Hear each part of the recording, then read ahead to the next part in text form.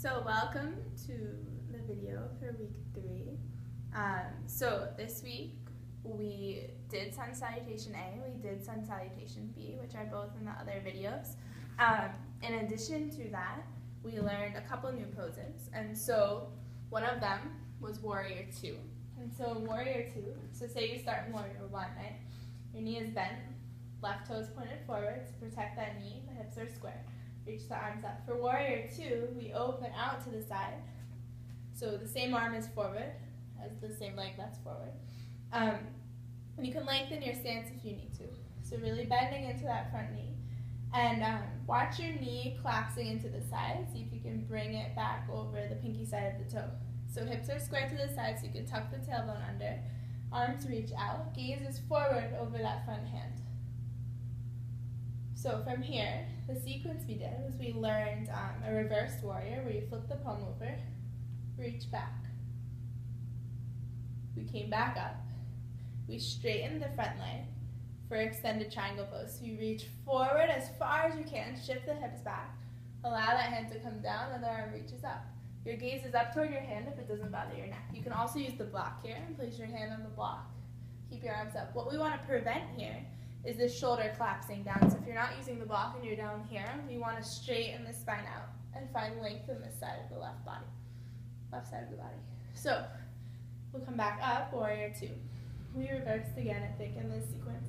And then side angle. So for side angle, right elbow comes down on the right leg. And your left arm can be either straight up overhead, palm facing this way, arm and fingers active, or you can roll it around and bring it over your head. So you're extending that line all the way from the left foot all the way up through the left fingertips.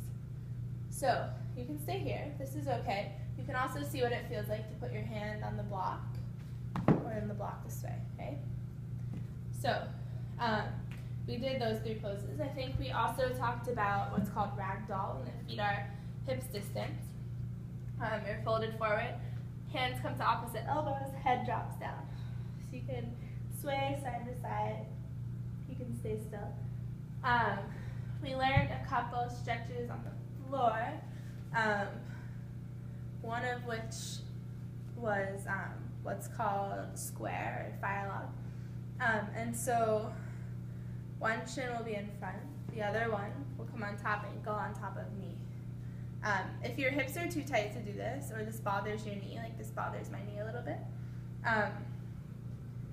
you are going to drop this foot down. So if you're here and your knee is coming down to your ankle, you can go ahead and fold forward. If you're here and this isn't bothering you at all, and it feels nice, you can stay here. Otherwise, we're going to drop that leg down and fold forward that way, okay?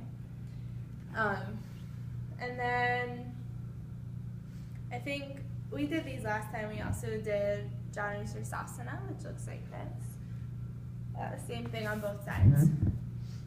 We did legs out wide, and we fold forward like this. I think that's all like the major poses we went over this week. Okay, cool. So thank you, and see you on Saturday.